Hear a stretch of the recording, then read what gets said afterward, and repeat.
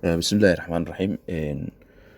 Maanta waxaan ka hadli doonaa cashirkii isbuuc hadeertan aan soo dhaafnay qaadanay oo ahaa ereyada do iyo das waxa ay qaataan.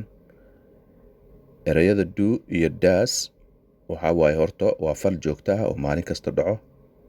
Waxaa la dhahaa simple present, waa everyday wax maalin kasta dhaca waaye.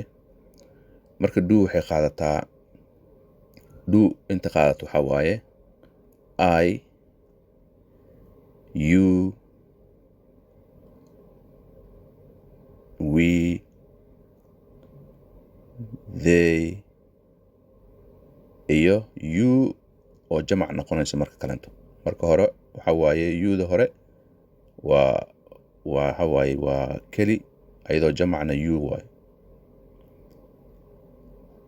Das waxa qaato he iyo she iyo it.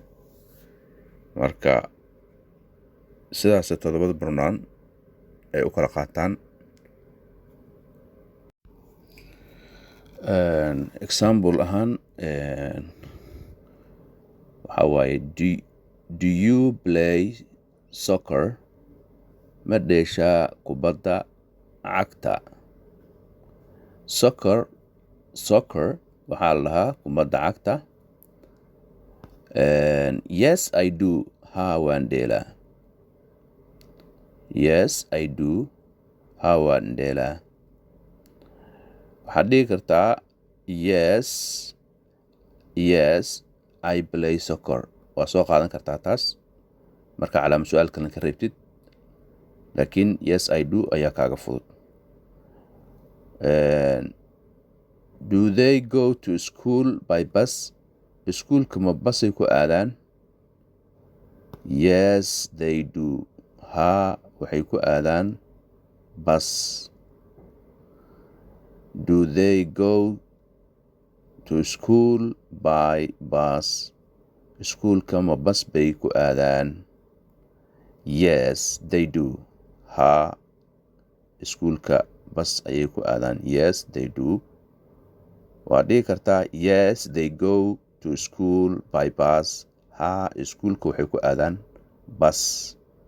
Waad dhihi kartaa yes they go to school by bus, haa iskuulka bus ayay ku aadaan. And do you brush your teeth every day? Ma cadisataa ilkahaaga maalin kasto?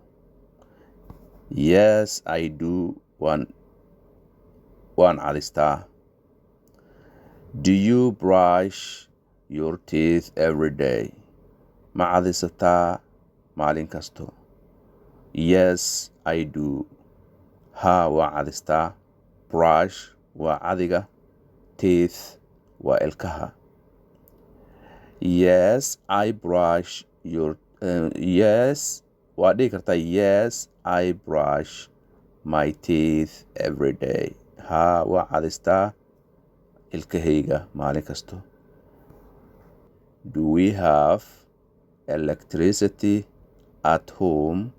Guriga koronto ma noo leeyahay? Yes we do, haa way noo leeyahay. Does he eat eggs for breakfast? Quraacda ukun miyuu ku quraacdaa oo cunaa? Yes he does, haa ukun ayuu ku quraacdaa. Breakfast waa quraac, eggs waa ukumo, waa jamac. Egg markii la dhaha kaligeedna waa hal ukun, eggs markii la dhahana waa ukumo.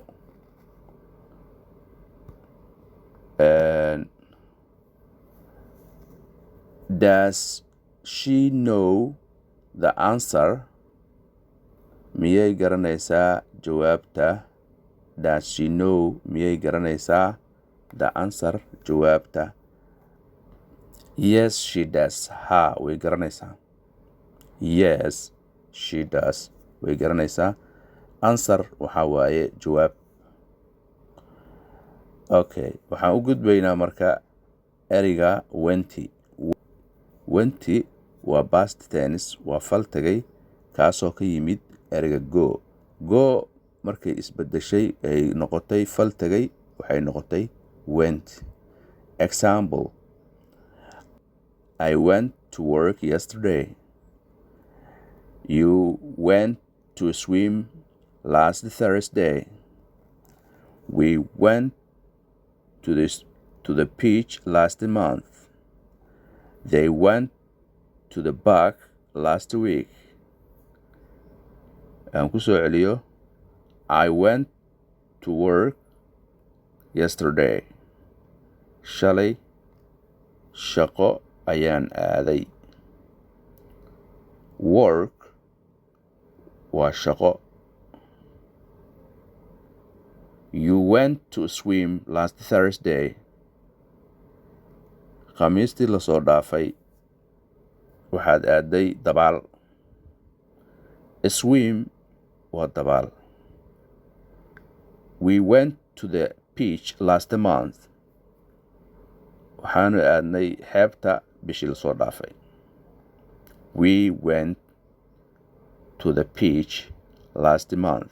Bishii la soo dhaafay waxaan aadnay xeebta. They went to the park last week. Park waxaa la dhahaa goobta oo mataqaanaa la fariisto magaalooyinka dhexdooda ku taalo ee lagu nasto. They went to the park last week. Waxay aadeen parkiga lagu nasto last week. Isbuucii la soo dhaafay. Park waa dhihi kartaa, parkna waa dhihi kartaa, labadaba. Marka park waxaa la dhahaa meesha lagu nasto ee magaalooyinka dhexdooda ku taalo. He went to the market yesterday afternoon. Shalay galabtii wuxuu aaday suuqa. He went to the market yesterday afternoon. Shalay wuxuu aaday suuqa. Market waxaa la dhahaa suuq. She went to school last Friday. Jimcadii la soo dhaafay waxay aaday iskuulka. She went to school last Friday. Jimcadii la soo dhaafay waxay aaday iskuulka. Iskuul waa goob waxbarasho. Hal mar marka waxaan kugu soo celinayaa iyadoo Ingiriis ahaan loogu dhawaaqayo oo aan Soomaali ku jirin. Gadaal ayaan ka soo bilaabayaa ila socda. Do or does. Example: Do you play soccer? Yes, I do. Do they go to school by bus? Yes, they do. Do you brush your teeth every day? Yes, I do. Do we have electricity at home? Yes, we do. Does he eat eggs for breakfast? Yes, he does. Does she know the answer? Yes, she does. The word went. Went is the past tense of go. Example: I went to work yesterday. You went to swim last Thursday.